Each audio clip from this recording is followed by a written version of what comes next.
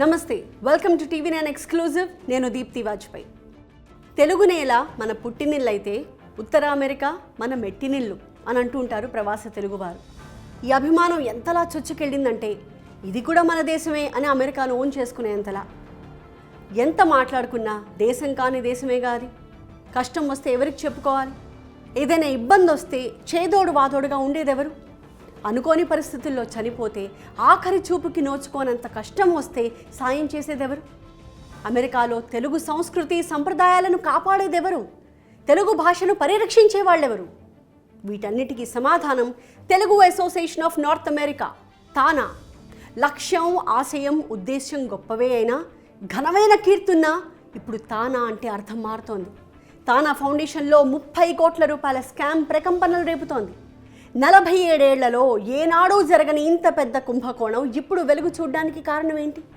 అసలు తానాకు నిధులు ఎలా వస్తాయి? ఎవరిస్తారు తానాకు నిధులు?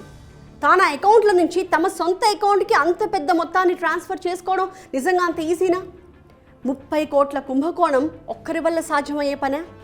డీటెయిల్గా చూద్దాం ఇవాళ ఎక్స్క్లూజివ్లో. అమెరికాలో తెలుగు వారికంటూ కొన్ని సంఘాలున్నాయి.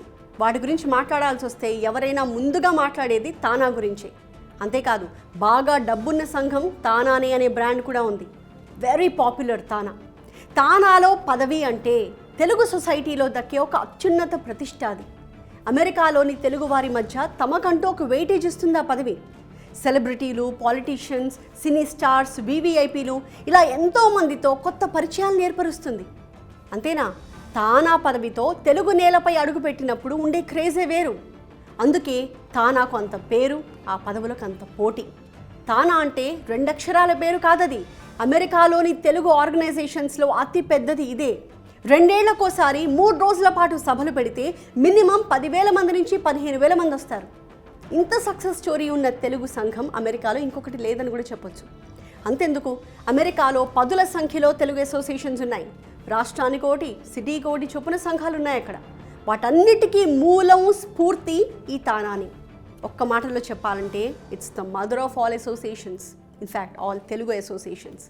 తానా అంటే కేవలం ఒక సంస్థగానే కనిపిస్తుంది అందరికీ, కానీ ఇందులో 3 వ్యవస్థలు ఉన్నాయి. ఒకటి తానా ఫౌండేషన్. ఈ వ్యవస్థ సేవా కార్యక్రమాలను చేస్తుంది. రెండోది తానా ఎగ్జిక్యూటివ్ కమిటీ. తానా అసోసియేషన్కి సంబంధించిన వ్యవహారాలని చూస్తుంది. ఇక మూడోది board of directors. Accounting, donations వంటి కార్యక్రమాలు దీని పరిధిలోకి వస్తాయి. ఈ మూడింటికి దేని బాధ్యతలు దానికే ఉంటాయి. అలాంటి ఘన చరిత్ర ఉన్న తానా గురించి, తానా చేపట్టిన సేవా కార్యక్రమాల గురించి మాట్లాడుకోవాల్సిన టైంలో 30 కోట్ల రూపాయల కుంభకోణం గురించి మాట్లాడుకోవాల్సిన పరిస్థితి వచ్చింది. ఇంతకీ ఏంటి 30 కోట్ల రూపాయల కుంభకోణం? 30 కోట్ల కుంభకోణం చేసింది ఎవరో తెలిసినా అది ఎలా జరిగింది, దాని వెనుక ఇంకా ఎవరెవరున్నారు అన్నది తెలుసుకోవడమే ముఖ్యం. ఇప్పుడు ఆ ప్రయత్నమే చేద్దాం. అడిగినా సాయం చేయడానికి ముందుకు రాని వాళ్ళు ఉంటారు. అడగకపోయినా తమ వంతు సాయం అందించాలని ఉవ్విళ్ళూరుతూ ఉంటారు ఇంకొంతమంది. అలాంటి వారికి ఒక డెస్టినేషన్ పాయింట్ తానా. ఎక్కడ డొనేట్ చేయాలి, ఎవరికి సాయం అందించాలి అనే ప్రశ్న వచ్చినప్పుడు అమెరికాలోని తెలుగు కమ్యూనిటీకి కనిపించే పేరు తానా. తానాకిస్తే ప్రతి రూపాయికి లెక్క ఉంటుంది అన్న నమ్మకం చాలామందికి ఉంది. అందుకే తానా ఫౌండేషన్పై అంత విశ్వాసం ఏర్పడింది. తానా ఫౌండేషన్ అకౌంట్లో 30 కోట్లున్నాయా అని ఆశ్చర్యపోయే వారికి సమాధానం ఇలా డొనేషన్ల రూపంలో వచ్చే నిధులే.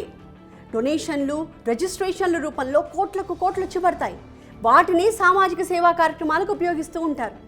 అలాంటి నిధులు ఇప్పుడు పక్కదారి పట్టాయి. నిజానికి తానా నుంచి $1 ఖర్చు పెట్టాలి అన్న పాలకవర్గం అనుమతి తప్పనిసరి. సేవా కార్యక్రమాలు, ఖర్చుల లెక్కల్ని చూడడానికి బోర్డ్ ఆఫ్ డైరెక్టర్స్ ఉంటారు. గత పాలక వర్గంలో తానా ఫౌండేషన్ ట్రెజరర్గా వ్యవహరించిన శ్రీకాంత్ పోలవరపు మాత్రం బోర్డుకి తెలియకుండా తెర వెనక కథ నడిపారు. ఎవరైనా నిజాయితీగా ఖర్చు పెట్టాలనుకుంటే డైరెక్టర్ల దగ్గరకు వెళ్తారు, కొట్టేయడానికైతే కాదుగా. అలా ఎవ్వరికీ తెలియకుండా 30 కోట్ల రూపాయల కుంభకోణానికి తెరలేపారు ఆయన. తన సొంత కంపెనీ బృహత్ టెక్నాలజీస్కి నిధుల్ని మళ్లించారు. నిజానికి అంత పెద్ద అమౌంట్ని ట్రాన్స్ఫర్ చేయడం అంటే సాధ్యమేనా అంటే సాధ్యమే అని నిరూపించింది ఈ ఘటన.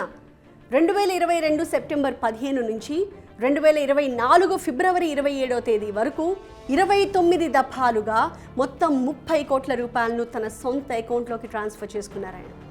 డబ్బు పోయింది సరే, ఇంతకీ ఎలా బయటపడింది ఈ విషయం? ఇందాక మనం చెప్పుకున్నాం కదా, తానా ఫౌండేషన్కి ఒక పాలక వర్గం అనేది ఉంటుంది అని. ఆ పాలక వర్గానికి ఎన్నికలు జరుగుతూ ఉంటాయి. అలా 2023-25 టర్మ్కి ఎన్నికలు జరిగాయి. ఆ ఎన్నికలు ఏమంత ప్రశాంతంగా జరగలేదు. ఎగ్జిక్యూటివ్ మెంబర్స్గా గెలిచిన వాళ్ళు, ఓడిపోయిన వాళ్ళు న్యాయ పోరాటం చేయాల్సిన పరిస్థితి వచ్చింది. అలా ఈ ఏడాది ఫిబ్రవరి వరకు లీగల్ ఫైట్ జరుగుతూనే ఉంది. చివరికి కోర్టు నిర్ణయంతో కొత్త ఎగ్జిక్యూటివ్ టీం ఏర్పడింది. 2024 ఫిబ్రవరిలో తానా ఫౌండేషన్ చైర్మన్గా శశికాంత్ వల్లేపల్లి, ట్రెజరర్గా వినయ్ కుమార్ మద్దినేని ఎన్నికయ్యారు. ఎప్పుడో ఫిబ్రవరిలో కొత్త కార్యవర్గం ఏర్పడితే 30 కోట్ల కుంభకోణం ఇప్పుడు బయటపడ్డం ఏంటి? ఇన్నాళ్ళు ఏం జరిగింది? ఈ ప్రశ్నకి చాలా సుదీర్ఘమైన సమాధానమే ఉంది. కొత్తగా ఎన్నికైన వాళ్ళు మొదట చేసే పని ఏంటి? అకౌంట్లలో ఉన్న డబ్బు ఎంత, ఎప్పుడెప్పుడు ఎంతెంత ఖర్చు చేశారో అనే లెక్కలన్నీ కూడా తీయడమేగా. అదే పని చేశారు నూతన కార్యవర్గ సభ్యులు. కానీ శ్రీకాంత్ పోలవరపు అనే ఎక్స్ ట్రెజరర్ సహకరిస్తేగా. దాదాపు 7 నెలల పాటు అకౌంట్ల వివరాలే ఇవ్వలేదట. పైగా తానా ఫౌండేషన్కి 2 బ్యాంక్ అకౌంట్లు ఉంటాయి. ఒకటి పిఎన్సి బ్యాంక్, రెండో అకౌంట్ మెరిల్ లించ్ బ్యాంక్. నిజానికి బ్యాంక్ అకౌంట్ స్టేట్మెంట్స్ అన్నీ కూడా తానా ఫౌండేషన్ అఫీషియల్ మెయిల్లోకి రావాలి. కానీ శ్రీకాంత్ పోలవరపు మాత్రం ఆ అకౌంట్ స్టేట్మెంట్లు తన మెయిల్కి వచ్చేలాగా ప్లాన్ చేసుకున్నారు. అందుకే బ్యాంక్ ట్రాన్సాక్షన్స్ వివరాలు ఇవ్వమని శ్రీకాంత్ పోలవరపుని ఎన్నోసార్లు అడిగి ఫోన్లు చేసి ఈమెయిల్స్ కూడా పెట్టారు. అలా అడగ్గా 2 నెలల తర్వాత అతను రియాక్ట్ అయ్యారు. అది కూడా పిఎన్సి బ్యాంక్ ఖాతా వివరాలే ఇచ్చారు. మెరిల్ లించ్ బ్యాంక్ ట్రాన్సాక్షన్స్ ఇవ్వడానికి మాత్రం పలు సందర్భాల్లో పలు కారణాలు చెప్తూ వచ్చాడు ఆయన. కేవలం కొన్ని జమా ఖర్చుల వివరాలు మాత్రమే ఇచ్చి చేతులు దులిపేసుకునేవారు. సరే, ఖర్చుల వివరాలు ఇచ్చారు కదా అని కొంతకాలం సైలెంట్ అయింది పాలకవర్గం. బట్ అకౌంట్ ఆడిట్ అయితే జరగాల్సిందేగా. ఆ టైం రానే వచ్చింది. 2023 ఏడాదికి సంబంధించిన ట్యాక్స్ రిటర్న్స్ ఫైల్ చేయాల్సిన టైం అది. అప్పుడు ఖచ్చితంగా బ్యాంక్ ఆపరేషన్స్ వివరాలు ఇవ్వాల్సిందే. ఆ సమయంలో శ్రీకాంత్ పోలవరపుని గట్టిగా ప్రశ్నిస్తే కానీ బ్యాంక్ ఆపరేషన్స్ డీటెయిల్స్ని కొత్త కమిటీ చేతికతని ఇవ్వలేదు. బ్యాంకుకి లెటర్ రాశానని ఒకసారి, బ్యాంక్ రిప్లై ఇవ్వలేదని ఇంకోసారి, బ్యాంక్ వాళ్ళు ఇంకా సమాచారం అడిగారని ఇంకోసారి, ఇదిగో ఇచ్చేస్తున్నాను అంటూ దాటేయడం, వారంలో అన్ని సబ్మిట్ చేసేస్తాను అనడం, ఇలా తప్పించుకుంటూ వచ్చారు శ్రీకాంత్ పోలవరపు. ఇదంతా జరిగేసరికి అక్టోబర్ రానే వచ్చింది. అప్పుడు ఇచ్చారు బ్యాంక్ ఆపరేషన్ డీటెయిల్స్ అన్నీ. ఆ వివరాలు పట్టుకుని అక్టోబర్, నవంబర్ మధ్య Merrill Lynch bank accounts, foundation quick బుక్స్లో లెక్కలన్నీ ఆడిట్ చేస్తున్నప్పుడు నిధులు మళ్లించేశారన్న విషయం బయటకు వచ్చింది. విషయం బయటపడగానే నవంబర్ 25న ఎమర్జెన్సీ మీటింగ్ ఏర్పాటు చేసింది తానా బోర్డు. ఆ సమావేశానికి వచ్చిన శ్రీకాంత్ పోలవరపు ఎస్ తానే పని చేశాను అని ఒప్పుకున్నారు. తీసుకున్న డబ్బు తిరిగిస్తానని కూడా చెప్పారు. విషయం మెడకు చుట్టుకుంటోందని అర్థం అవ్వగానే $1,00,000 తానా అకౌంట్కి ట్రాన్స్ఫర్ చేశారు కూడా. మిగతా అమౌంట్ డిసెంబర్ చివరి నాటికి ఇచ్చేస్తాను అని ప్రాధేయపడ్డారు. కాకపోతే ఇంత పెద్ద వ్యవహారం అప్పటి ఫౌండేషన్ చైర్మన్కి తెలియకుండా ఉంటుందా అన్న అనుమానం అయితే ఉండేది. ఆ సమయంలో చైర్మన్గా ఉన్న వెంకటరమణ యార్లగడ్డని ఈ విషయం మీకు తెలీదా అని ప్రశ్నిస్తే జరిగింది వినగానే తానే షాక్ అయ్యానని చెప్పుకోవడం ఆయన వంతైంది. శ్రీకాంత్ పోలవరపు కూడా ఎవ్వరికీ తెలియకుండా జాగ్రత్త పడ్డానని అంగీకరించారు. అమ్మయ్య, కుంభకోణం బయటపడింది అని అనుకోవడానికి లేదు. ఇప్పుడు చేసిందెవరో, ఎలా చేశారో తెలిసినా తీసుకున్న డబ్బుని ఎలా వెనక్కి తీసుకురావాలి అన్నది ఇప్పుడు సమస్య. ఒకవేళ ఆయన ఇవ్వకపోతే ఏం చేయాలన్నది కూడా పెద్ద ప్రశ్నే. అఫ్కోర్స్ ఆ డబ్బుని తిరిగిస్తామని శ్రీకాంత్ పోలవరపు చెప్తున్నారు. కానీ పాలకవర్గంలోని కొందరు మాత్రం కేవలం తీసుకున్న డబ్బుని తిరిగి ఇవ్వడమే కాదు, ఫైనాన్షియల్ ఫ్రాడ్ చేశారు కాబట్టి నోటీసులు ఇచ్చి కేసు ఫైల్ చేయాల్సిందేనని తానా సభ్యులు డిమాండ్ చేస్తున్నారు.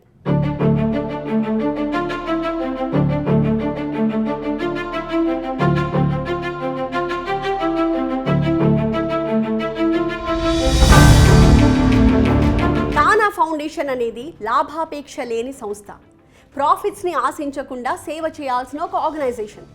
అలాంటి సంస్థ గనక నిధులు దుర్వినియోగం చేసింది అని తేలితే శిక్షలు చాలా కఠినంగా ఉంటాయి. ఇలాంటి ఎన్జిఓలు $20,000 కంటే ఎక్కువ ఫండ్స్ని దారి మళ్లిస్తే దోచేసిన అమౌంట్కి 3 ఫైన్ కట్టాల్సి ఉంటుంది. అంతేకాదు 10 ఏళ్ల శిక్ష కూడా అనుభవించాల్సి ఉంటుంది. ఇక్కడ జరిమానా లేక శిక్ష అనే ఆప్షన్ ఉండదు. 3 ఫైన్ కట్టడంతో పాటుగా 10 ఏళ్ళు జైల్లో కూర్చోవాలి. పైగా ఇది ఫైనాన్షియల్ ఫ్రాడ్. సో వెంటనే federal bureau of investigation FBI రంగంలోకి దిగుతుంది. FBI రంగంలోకి దిగితే మామూలుగా ఉండదు. దానికి తోడు ఇంటర్నల్ రెవెన్యూ సర్వీస్ IRS కూడా యాక్షన్లోకి దిగుతుంది. ఈ 2 దర్యాప్తు చేయడం మొదలు పెట్టేస్తాయి. సో తప్పించుకోవడం కానీ, క్షమాపణలు చెప్పి వెళ్ళిపోవడం కానీ ఉండదు. ఒక్కోసారి NGO ఆపరేషన్స్ పైన కూడా ఎఫెక్ట్ పడచ్చు అంటున్నారు నిపుణులు. గతంలో నార్త్ అమెరికా తెలుగు అసోసియేషన్ నాటా కూడా ఇదే పరిస్థితిని ఎదుర్కొందని చెప్తున్నారు. నిధులకు సంబంధించిన గోల్మాల్ జరగడంతో నాటా అకౌంట్స్ని FBI పూర్తిగా సీజ్ చేసిందని చెప్తున్నారు. అంతేకాదు FBI చేసిన బ్యాక్గ్రౌండ్ వెరిఫికేషన్, పెట్టిన కేసుల కారణంగా కొంతమంది నాటా సభ్యులు తమ ఉద్యోగాలు కూడా కోల్పోవాల్సి వచ్చిందని టాక్. నాటాలోని చాలామంది కీలక సభ్యులు న్యాయపరమైన సమస్యలు ఫేస్ చేయాల్సి వచ్చిందని అందరూ చెప్పుకుంటున్నమాట. అసోసియేషన్ వెబ్సైట్ని కూడా కొన్నాళ్ళు మూసేశారని అప్పట్లో వార్తలు వచ్చాయి. అంతేకాదు అమెరికాలో కొన్ని ప్రముఖ తెలుగు అసోసియేషన్లు కూడా ఇలాగే నిధులను దుర్వినియోగం చేశాయనే వార్తలు వచ్చాయి అప్పట్లో. అంతర్జాతీయంగా పేరున్న ఒక మల్టీనేషనల్ కంపెనీ మ్యాచింగ్ గ్రాంట్స్ ఇకోసిస్టమ్ని దుర్వినియోగం చేసిందనేది ఆ కంప్లైంట్ సారాంశం. బే ఏరియాకి చెందిన MNC తెలుగు సంఘాలకు ప్రత్యేకంగా విరాళంగా ఇస్తోంది అని IRSకి కంప్లైంట్ వెళ్ళింది. మ్యాచింగ్ గ్రాంట్స్ ప్రోగ్రామ్ని అడ్డం పెట్టుకుని తెలుగు సంఘాలు కూడా నిధులను దారి మళ్లించాయనే ఫిర్యాదు అందింది. దీంతో FBI కూడా అప్పట్లో రంగంలోకి దిగింది అని చెప్తున్నారు. ఇక్కడ మరో నిజం కూడా మాట్లాడుకోవాలి. కొన్ని తెలుగు సంఘాలపై విమర్శలు రావచ్చేమో కానీ వాటి సేవా కార్యక్రమాలు మాత్రం అత్యంత నిజాయితీతో జరిగాయి. ఒక సంఘం మరో సంఘంతో పోటీ పడి మరీ సేవా కార్యక్రమాలు చేశాయి. కేవలం అమెరికాలోని తెలుగు వారికి సేవ చేయడం కోసమే చాలా అసోసియేషన్స్ పుట్టుకొచ్చాయి. అందుకే అమెరికాలో ఉన్నన్ని తెలుగు అసోసియేషన్లు అమెరికాలో ఉంటున్న మరే భారతీయ భాషల వారికి లేవు అని చెప్తున్నారు. పైగా the fastest growing language in America మన తెలుగే. ఇంగ్లీష్లో ఎందుకు, ఈ విషయాన్ని మనం తెలుగులోనే గర్వంగా చెప్పుకుందాం. అమెరికాలో అత్యధికంగా మాట్లాడే విదేశీ భాషల్లో తెలుగుది 11వ స్థానం. 11వ స్థానంలో కూడా గొప్పేనా అనుకోకండి, నిజంగా గొప్పే. అమెరికాలో 350 భాషలు మాట్లాడేవారు ఉన్నారని గుర్తిస్తే అందులో మన తెలుగు వారిది 11వ స్థానం. అమెరికాలో అత్యధికంగా మాట్లాడే భారతీయ భాషల్లో 3వది తెలుగు. ప్రస్తుతం అమెరికాలో ఉంటున్న తెలుగు వారి సంఖ్య 12 లక్షలకు పైగానే. అలాంటి తెలుగు వారిని ఒక్కటిగా కలిపిన ఘనత ఈ సంఘాలదే. ముఖ్యంగా ఇక్కడ తానా సేవల గురించి మాట్లాడుకోవాలి. అమెరికాకి వెళ్ళిన ఎంతోమంది తెలుగు వాళ్ళు గృహ హింసకు గురయ్యారు. అలాంటి వారిని తానా ఆదుకుంది. కేవలం చేదోడు వాదోడుగా ఉండడమే కాదు, అలాంటి మహిళల తరపున న్యాయ పోరాటం కూడా చేసింది. అమెరికాలో జీవించాలంటే ఇన్సూరెన్స్ చాలా ముఖ్యం, కానీ ఇన్సూరెన్స్ అక్కడ అత్యంత ఖరీదైనది. అందుకే బీమా సౌకర్యం లేని వారికి వైద్య సహాయం చేయడానికి కూడా తానా వెనకాడదు. ఇక అనుకోని పరిస్థితుల్లో ఎవరైనా తెలుగు వాళ్ళు అక్కడ చనిపోతే వారి డెడ్ బాడీస్ని ఇండియాకి పంపించే బాధ్యతలు కూడా తానా తీసుకుంటుంది. భౌతిక కాయాన్ని ఇండియాకి పంపించేందుకు అయ్యే ఖర్చులు, దానికి కావాల్సిన లీగల్ క్లియరెన్స్ పనులు, ఇవన్నీ కూడా తానానే స్వయంగా దగ్గరుండి చూసుకుంటుంది. ఈ విషయంలో తానా చేసే సేవలు తెలుగు నేలపై ఉన్న ప్రతి ఒక్కరూ మనం తెలుసుకోవాల్సిందే. ఎందుకంటే చనిపోయిన వారి మృతదేహాన్ని అయిన వాళ్ళకు అప్పగించడంలో ఆ స్థాయిలో సేవలు అందిస్తోంది తానా. అమెరికాలో టీమ్ స్క్వేర్ అనే ఒక ఆర్గనైజేషన్ ఉంది. ఈ ఆర్గనైజేషన్కి అమెరికా నలుమూలలా వాలంటీర్ వ్యవస్థ ఉంది. ఎక్కడైనా ఎప్పుడైనా తెలుగువారు చనిపోయారు అనే వార్త తెలియడం ఆలస్యం టీమ్ స్క్వేర్ ఆర్గనైజేషన్తో కలిసి ఆ మృతదేహాన్ని తెలుగు రాష్ట్రాలకు చేర్చే బాధ్యత తీసుకుంటుంది తానా. ప్రాంతం, మతం, కులం ఇవేమీ చూడరు. అందుకయ్యే ఖర్చుని పూర్తిగా తానానే భరిస్తుంది. అంతేకాదు తానాలో సభ్యత్వం ఉందా లేదా అనేది కూడా ఇక్కడ అనవసరం. సాయం చేయాల్సిందే అనుకుంటారు, ఆ విధంగా ముందుకెడతారు. ఈ స్థాయిలో సేవలు అందించే తెలుగు అసోసియేషన్ అమెరికాలో తానా మాత్రమేనని చాలా ఘనంగా చెప్పుకుంటారు అమెరికాలోని మన తెలుగువారు. ఇదొక్కటే కాదు, కోటి ఆశలతో అమెరికాకి వచ్చేవారికి ఒక్కోసారి సరైన స్కిల్స్ లేక ఉద్యోగాల్లో వెనకబడుతూ ఉంటారు. అలాంటి వారికి స్కిల్ ట్రైనింగ్ ప్రోగ్రాం కూడా నడుపుతోంది తానా. అంతేకాదు అమెరికాలో తెలుగు భాషని బతికించడానికి చేస్తున్న కృషి అంతా ఇంతా కాదు. తెలుగు భాష, తెలుగు సంస్కృతి, తెలుగు సంప్రదాయాలను పరిరక్షిస్తూ అందుకు అవసరమైన కార్యక్రమాలను కూడా రూపొందిస్తోంది. ప్రత్యేకంగా అమెరికాలో సెటిల్ అయిన వారి పిల్లలకు తెలుగు నేర్పించే కార్యక్రమం చేపడుతోంది. కేవలం అమెరికాలోనేనా తానా సేవలు అంటే కాదు, ఇండియాలో కూడా సేవా కార్యక్రమాలు కొనసాగిస్తోంది. అనాథాశ్రమాలకు, గవర్నమెంట్ స్కూళ్లలో చదువుతున్న విద్యార్థులకు, చదువులో మంచిగా రాణిస్తున్న పేద విద్యార్థులకు ఎన్నోసార్లు ఎన్నో రకాలుగా సాయం అందించిన చరిత్ర తానాది. అందుకే ఒకప్పుడు తానా నుంచి పిలుపు వచ్చింది అంటే ఎంతో ఘనంగా చెప్పుకునేవారు. అమెరికాలో తానా వేదిక పైకెక్కడమో ఒక అత్యున్నత గౌరవంగా భావించేవారు. ఎంతోమంది సినీ తారలు, ముఖ్యమంత్రులు, రాజకీయ నాయకులు, సమాజంలో పేరు ప్రఖ్యాతులు పొందిన ప్రముఖులు ఇలా ఎంతోమంది తానా వేదిక పైకి వెళ్ళడం తమకు మాత్రమే దక్కిన అరుదైన అవకాశంగా భావించేవాళ్ళు. సో కీర్తి ఘనమే. ఎటొచ్చి అప్పుడప్పుడు కొంతమంది వ్యక్తులు చేసే పనుల వల్ల వారి స్వార్థం కారణంగా తానాకు చెడ్డ పేరు వస్తోంది.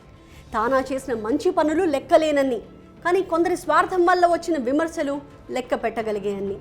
త్వరలో 50 ఏళ్ల ప్రస్థానాన్ని పూర్తి చేసుకోవాల్సిన ఈ తరుణంలో తానా ఇంత సర్వీస్ చేసింది అని చెప్పుకోవాల్సిన టైంలో తానాలో గ్రూపుల గురించి, ఫండ్ రైజింగ్పై వచ్చిన ఆరోపణల గురించి, తానా ఎన్నికల్లో రిగ్గింగ్ జరుగుతుంది అనే విమర్శల గురించి మాట్లాడుకోవాల్సిన పరిస్థితి వచ్చింది. ఇప్పుడు నిధులు మళ్లించిన శ్రీకాంత్ పోలవరపు మీద క్రిమినల్ చర్యలు తీసుకోవడం, కోర్టు ద్వారా డబ్బు వెనక్కి వచ్చే మార్గాలు చూడడం అతిపెద్ద టాస్క్. అన్నిటికంటే ముఖ్యంగా మున్ముందు ఇలాంటి అవినీతి కుంభకోణాలు జరగకుండా సంస్థ విధి విధానాల్లో మార్పులు చేయడం అత్యవసరం. ఒక తానా మాత్రమే కాదు, అమెరికాలోని తెలుగు అసోసియేషన్లు అన్నీ నేర్చుకోవాల్సిన గుణపాఠం ఇది. తాను ఎదుర్కొంటున్న ఈ సమస్య నుంచి తానా ఎంత త్వరగా బయటపడుతుంది, ఆ మరకను ఎలా చెరిపేసుకుంటుంది అన్నది ఇక్కడ చాలా ఇంపార్టెంట్. ముఖ్యంగా విరాళాలు ఇచ్చేవారి నమ్మకాన్ని నిలబెట్టుకోవడం తానా ముందున్న అతిపెద్ద టాస్క్.